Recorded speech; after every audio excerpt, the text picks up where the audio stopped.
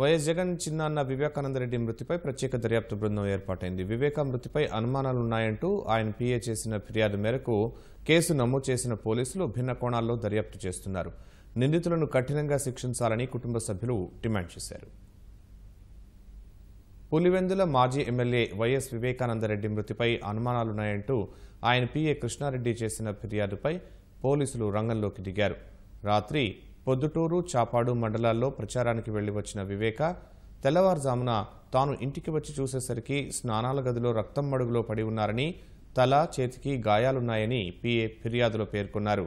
అనుమానాస్పద మృతిగా పులివెందుల పోలీసులు కేసు నమోదు చేయగా దీనిపై కడప ఎస్పీ రాహుల్ దేవ్ శర్మ, అదనపు ఎస్పీ లక్ష్మీనారాయణ ఆధ్వర్యంలో ప్రత్యేక దర్యాప్తు బృందాన్ని ఏర్పాటు చేశారు. ఘటనాస్థలిని క్లూస్ టీం, డాగ్ స్క్వాడ్ క్షుణ్ణంగా పరిశీలించినట్లు తెలిపారు.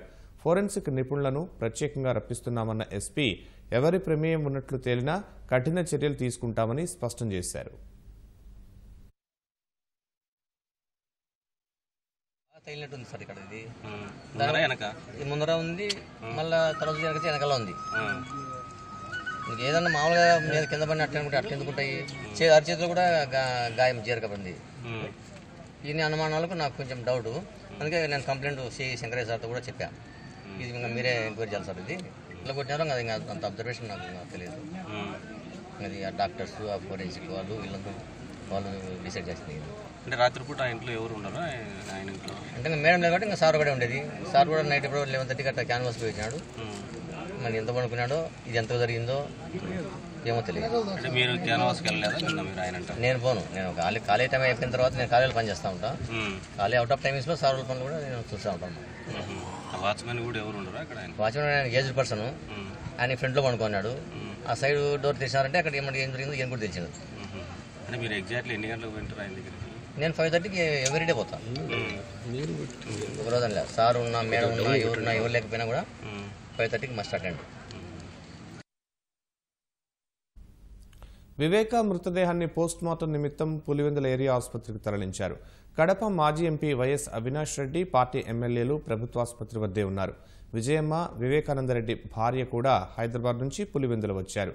వివేక మృతిపై కుటుంబ సభ్యులు సందేహాలు వ్యక్తం చేశారు.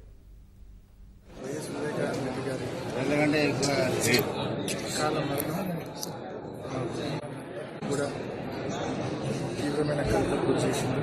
ఆయన చనిపోయిన తీరు చూస్తే ఖచ్చితంగా ఇది అనుమానాస్పద మృతి. ఆయన తలపైన బలమైన గాయాలున్నాయి, అదేవిధంగా చేతికి బలమైన గాయాలున్నాయి. ఆ గాయాలు కింద పడితే వచ్చేవి కాదు, ఏదో దాడికి గురైతే మాత్రమే వచ్చేవి. కాబట్టి ఖచ్చితంగా మేము ప్రభుత్వాన్ని గట్టిగా డిమాండ్ చేస్తూ ఉన్నాం, దీంట్లో లోతుగా ఎంక్వైరీ చేయండి, ఖచ్చితంగా దోషులను పట్టుకోండి, కుట్ర కోణాన్ని వెలికి తీయండి, దోషులను పట్టుకోండి. వివేకానందరెడ్డి మరణ వార్త విని వైకాపా కార్యకర్తలు, అభిమానులు పులివెందులు వచ్చారు.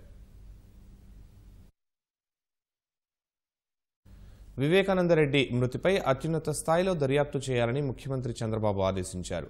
దోషులను వెంటనే అరెస్టు చేయాలని, నిందితులు ఏ స్థాయి వారైనా కఠినంగా శిక్షించాలని సూచించారు. వివేకానందరెడ్డి మృతిపై ఆయన కుటుంబ సభ్యులు అనుమానం వ్యక్తం చేయడంపై అప్పటికప్పుడు డీజీపీ, ఇంటెలిజెన్స్, కడప జిల్లా పోలీసు అధికారులతో చంద్రబాబు మాట్లాడారు. వివేక కుటుంబ సభ్యులకు ప్రగాఢ సానుభూతి తెలిపారు.